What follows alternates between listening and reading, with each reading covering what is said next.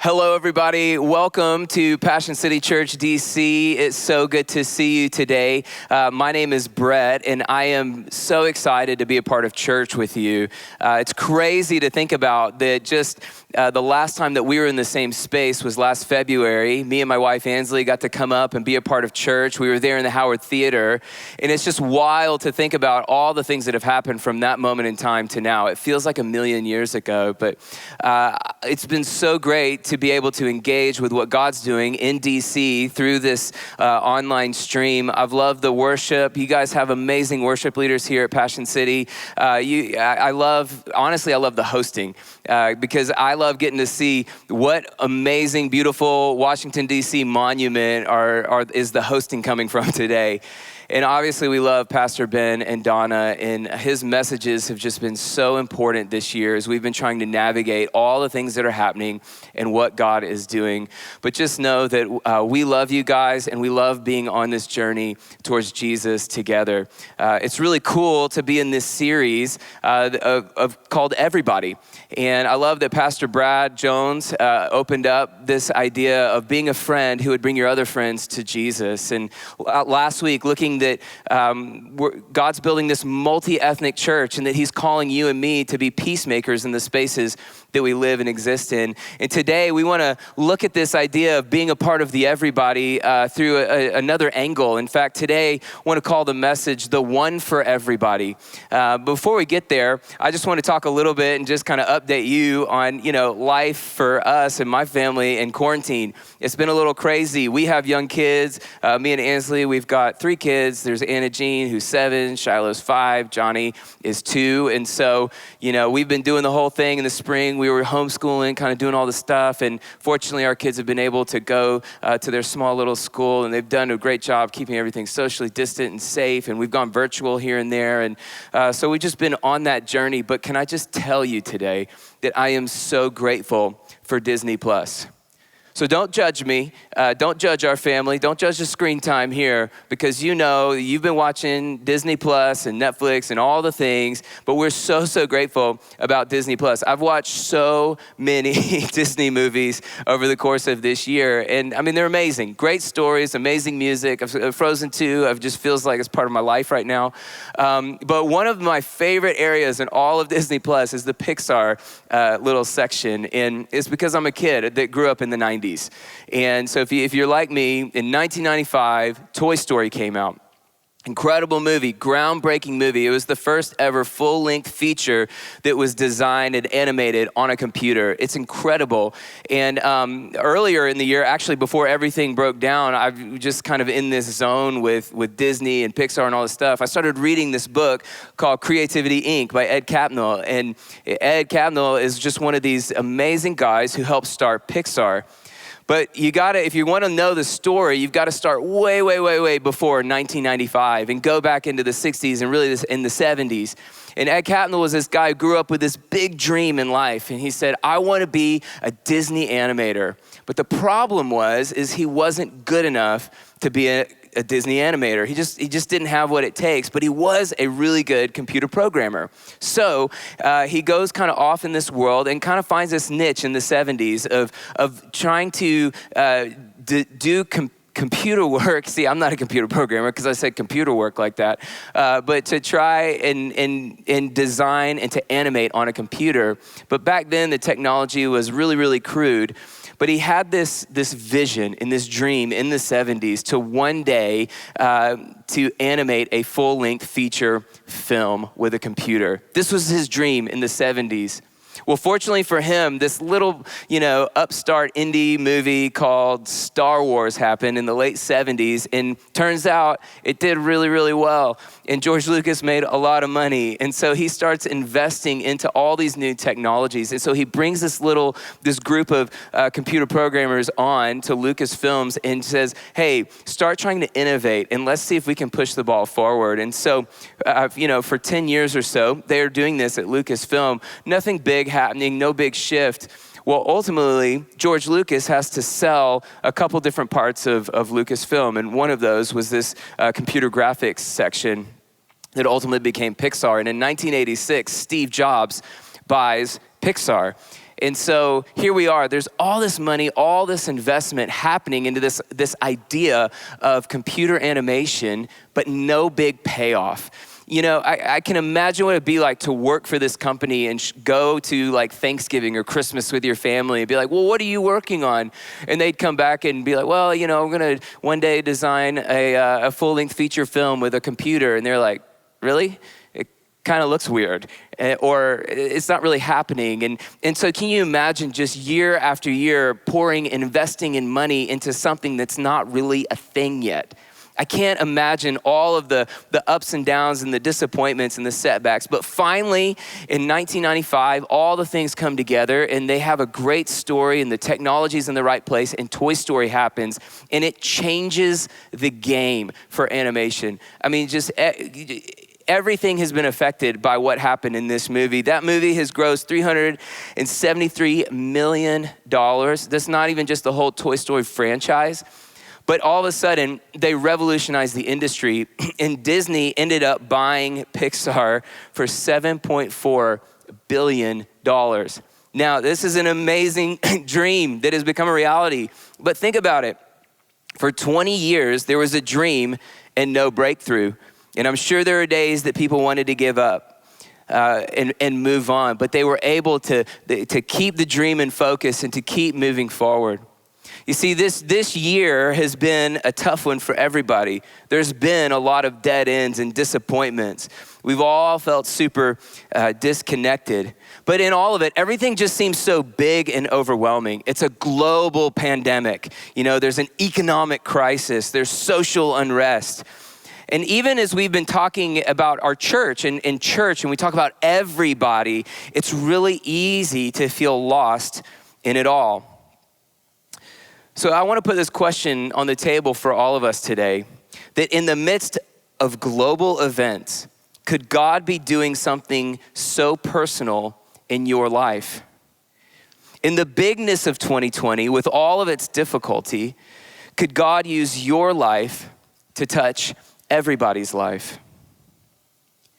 You see, in the spring, when all this stuff started to kind of fall apart, God brought our family to the story of Joseph. If you know the story of Joseph in the Bible, you might have heard of him. He has a Technicolor dream coat.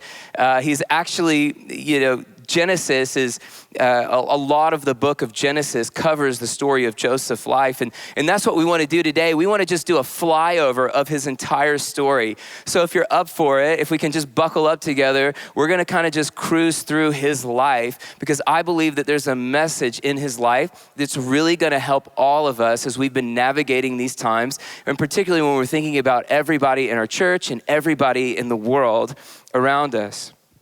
You see, Genesis, the book of Genesis, is the beginning of our whole story. It's about who God is, it's about who we are, and it's about what God is doing in the world and in history. You see, it starts with Adam and Eve and this perfect relationship that they have with God and with each other. But then they decide to choose their way over God's way, and sin enters the world and it breaks everything. And the first few chapters of Genesis are just the downward spiral of an utter destruction that comes with sin and with shame. But the book is also about God's faithful promise to restore. And in the middle of the book of Genesis, the story begins to zero in on a family, really on a man named Abraham. And God calls Abraham up and out, and he says, I'm going to bless you, and your family, Abraham, is going to touch the lives of everybody. So Abraham has a son named Isaac, and Isaac has a son named Jacob. And Jacob has 12 sons. And this is where we pick up the story of Joseph, because Joseph is one of those 12 sons. In fact, Joseph is Jacob's favorite son. So you can imagine what type of family dynamic that creates when you have a dad who has a favorite. And that's where you get the Technicolor dream coat is he made this beautiful coat for his son. And all these other sons, Joseph was one of the younger sons. And so they were all looking down on him. They were super jealous of him. They were angry at him. And this is kind of the dynamic. And just so you know, in the family story here, there's a lot of ups and downs. There's a lot of deception. They're not like the ideal, perfect family, but God has given them a grace and he's given them a call. And he said, I'm going to bless the world through you guys. So even though you've got a lot of issues and problems, I'm going to do something through you. This is where we pick up the story in Genesis 37, verse 3.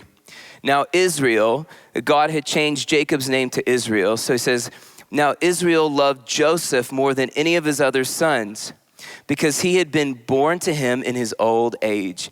And he made an ornate robe for him. When his brothers saw that their father loved him more than any of them, they hated him and could not speak a kind word to him.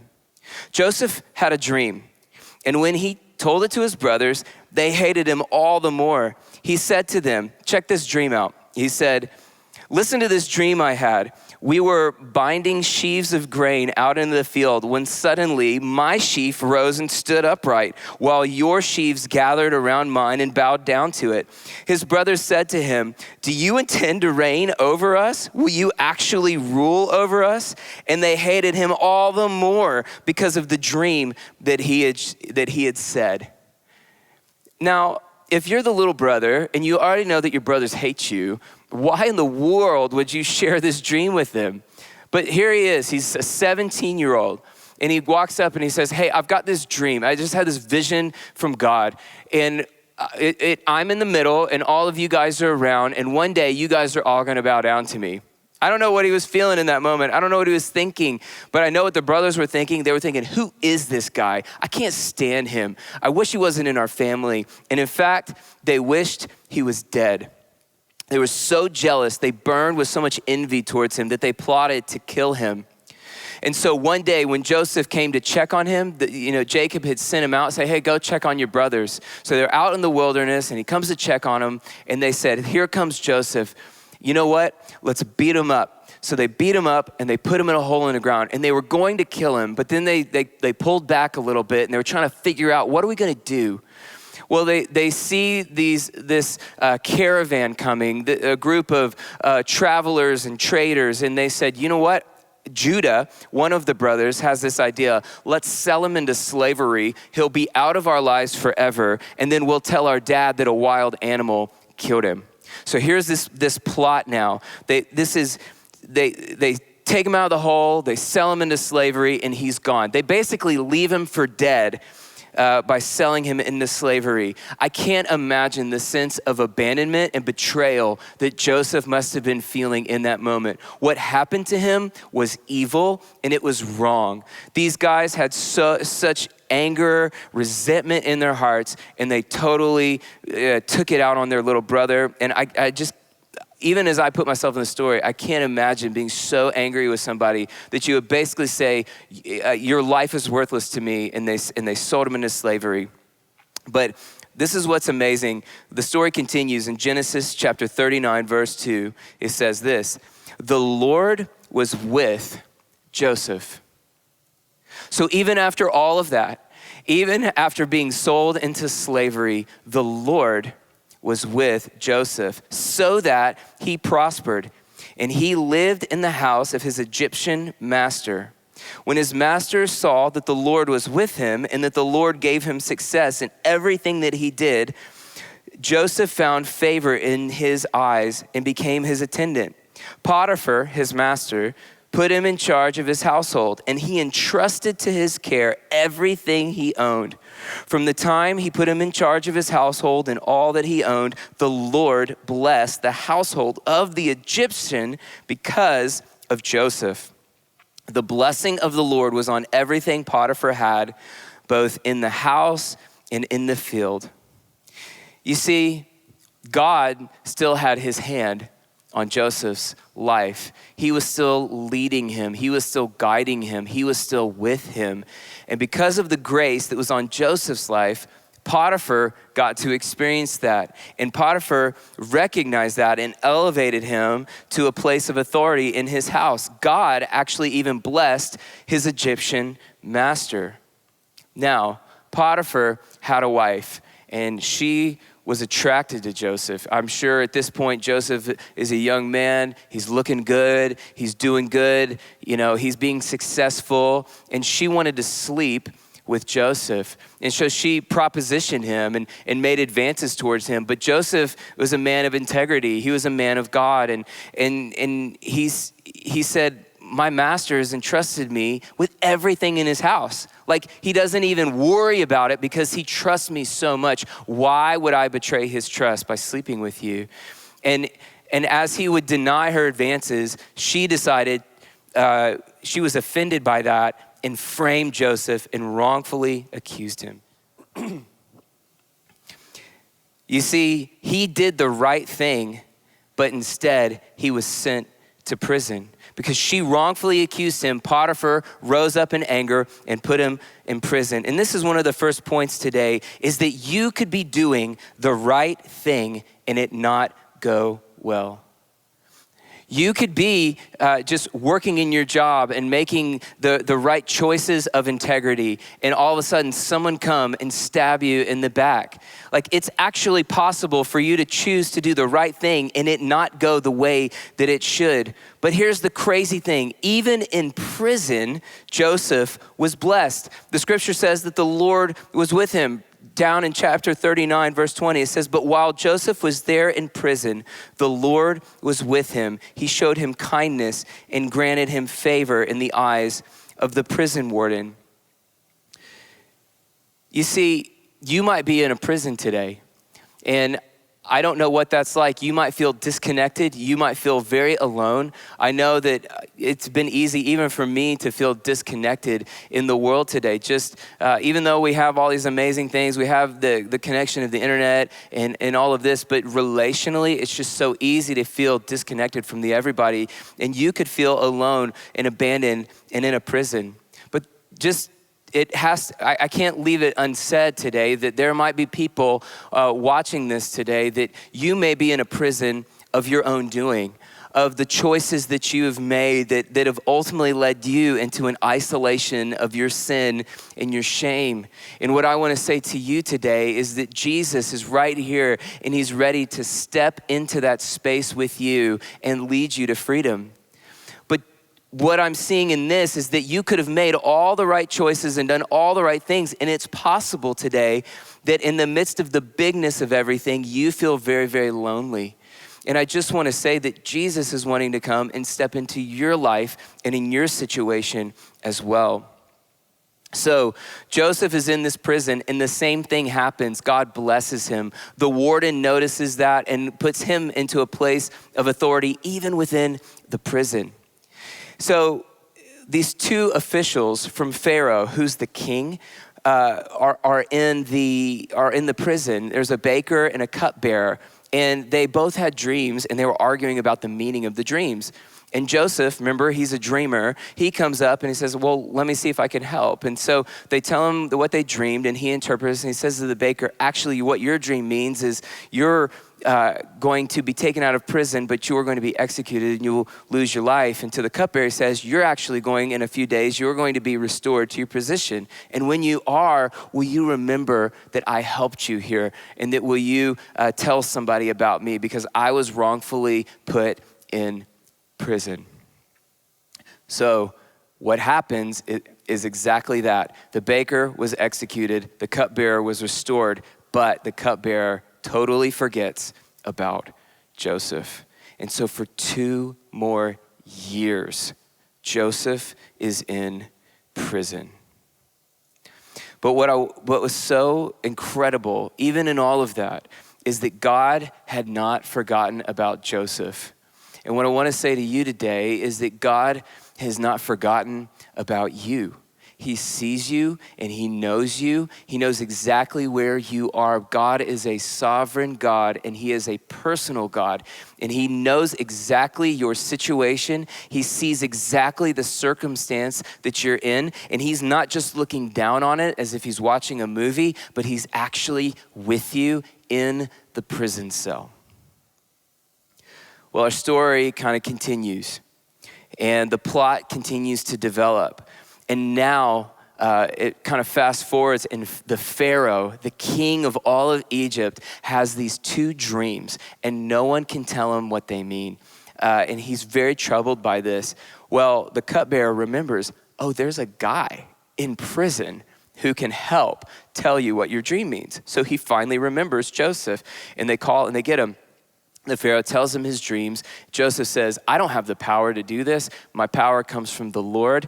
And so he prays and says, God, would you give me wisdom so that I can interpret this dream? And he does. And he says, Pharaoh, Egypt is about to experience 7 years of abundance.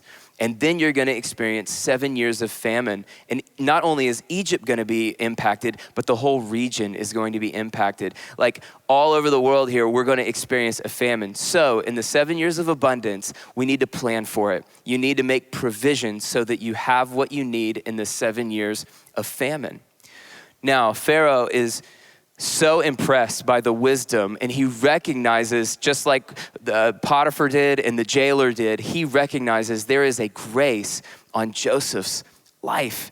And so he elevates him to this ultimate position of authority. In fact, he is second in command in all of Egypt. And he says, will you run the campaign? Will you run the program during the 7 years so that we can be ready for the 7 years of famine? When Joseph was put in this position, he was 30 years old. So let's go all the way back to the beginning of the story. 17-year-old has a dream. One day, brothers, you're gonna bow down to me. And it just seems like the story went this like Back to the Future, alternate 1985 kind of thing, like just boom, down, and everything was a downward trajectory. And now as a 30-year-old, all of his 20s, it feels like got robbed from him. Now as a 30-year-old, he's put second in command of the most powerful nation in the world. So God was with him, and God had a plan for his life. So Egypt became now a place of refuge for the surrounding nations during these years of famine. And it was actually this famine that put pressure and pressed down on Jacob's family in Israel in the land of Canaan. So they had to go to Egypt to try and find food. So they leave Canaan, the brothers leave Canaan, and they come down to Egypt to ask for food so that they can live and so that they can survive. His brothers came to him and asked for grain, but the brothers had no idea that the ruler that they were talking to was their brother, Joseph. Can you imagine the emotions that Joseph felt? Can you imagine that here he is, he's sitting here. The dream is now a reality. It's been years, but here they are bowing down to him just like his dream said. But can you imagine now actually being in a place of power and being in a place of authority? These are the guys who did something so evil. They stole your life away from you. Wouldn't you want to just retaliate? I mean, you feel this, right? When somebody like just dings you in a weird way or says something in a meeting that's just like, just rubs you the wrong way. And you're like, I just can't wait till I can get back at them. I just can't wait. And you're just waiting. And then boom, you want to pounce. Maybe you guys are just all really super, super nice. But we all feel this way. It's like, no, you wronged me. And so I want to fight back. I want to do something. And now Joseph has that opportunity, but instead of retaliating, he offers grace and forgiveness.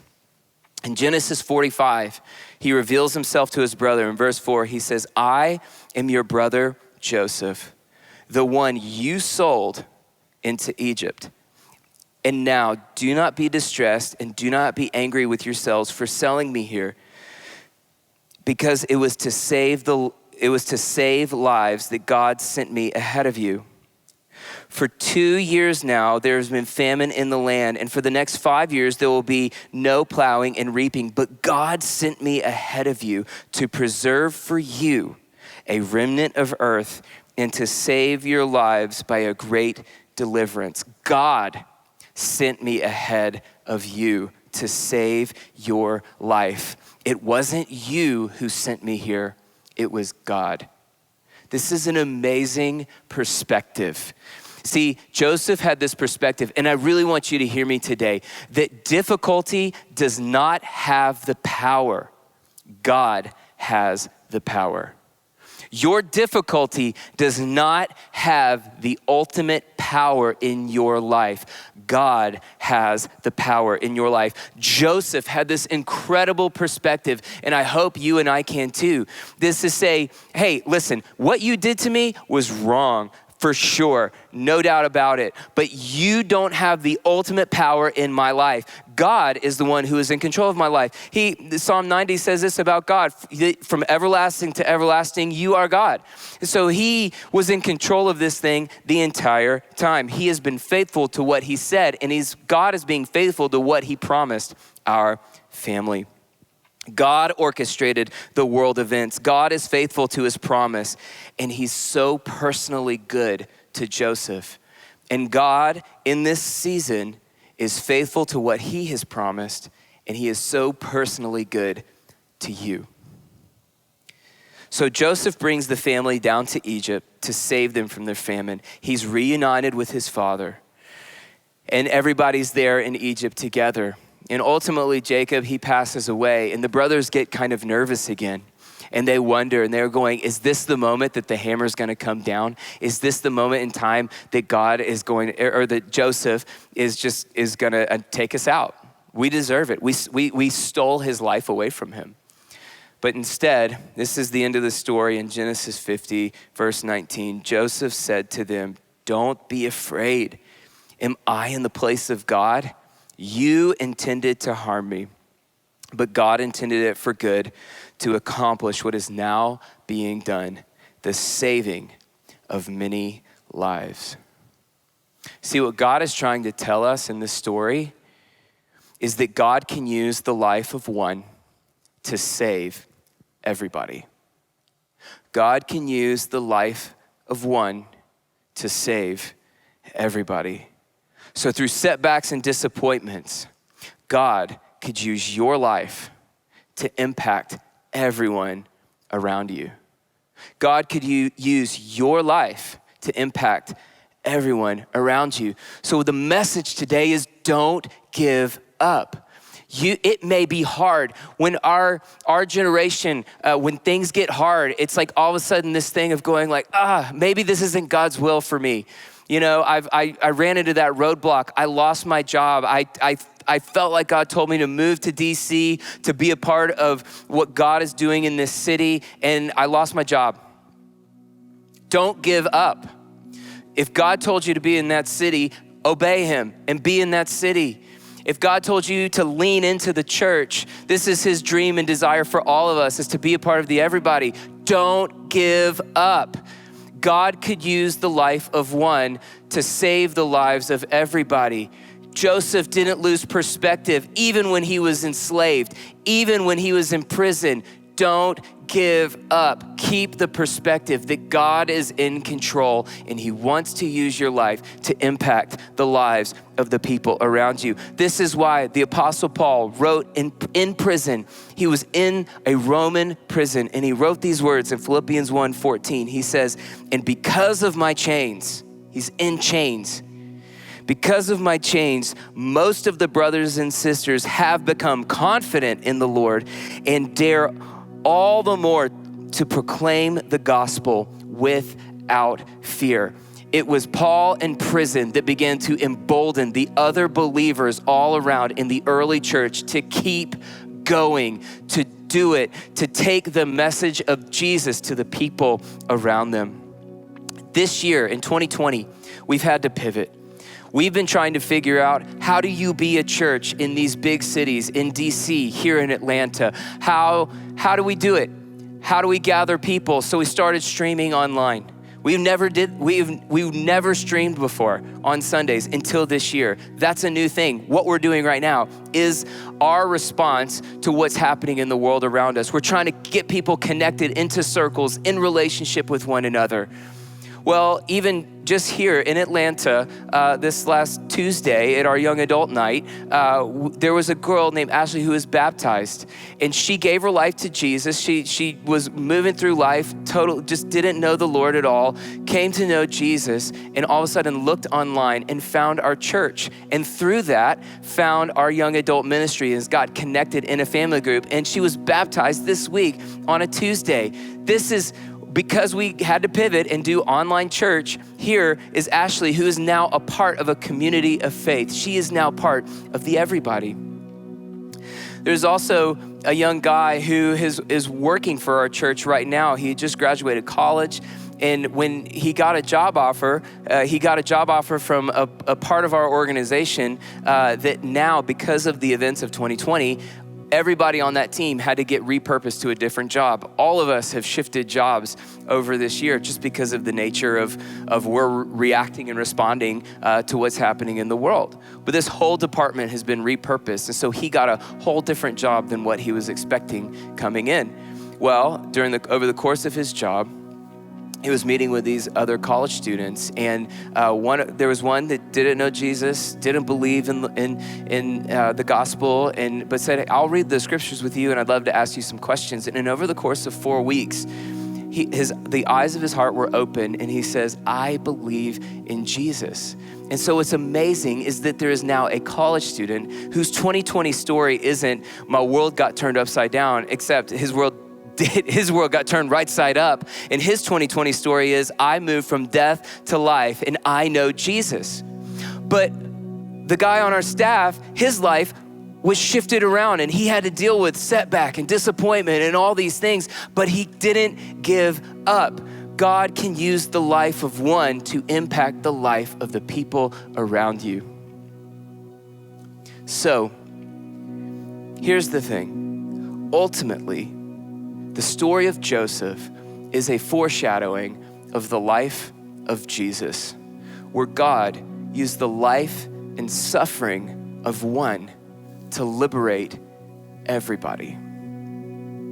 Where God used the life and suffering of one to liberate everybody. And now, here's what's crazy. When Joseph says that I am in the place of God for the saving of many lives, his family was saved from a famine. His brother Judah, whose idea was it to sell him into slavery, from Judah, if you trace through all of the scripture, Jesus was born into this family. And because of Jesus, my life is saved and your life can be saved because Joseph stayed faithful and Joseph didn't give up. And Joseph trusted in a faithful God. And now, because as we believe in Jesus and as a church and as a community, and we don't give up, we have the opportunity. We can be a picture of Christ because God has put you in an office. God has put you in a school. He's put you in a family so that you can shine bright. He put you in a place so that you can bring blessing, so that you can offer forgiveness, that you can bring peace and be that peacemaker that we were talking about, that you can bring life wherever you go. Church, we have the opportunity to stand in our place in time, trusting in the sovereign power of God for the saving of the lives of everyone around us. That God can use the life of one to impact, change, and save the lives of everybody.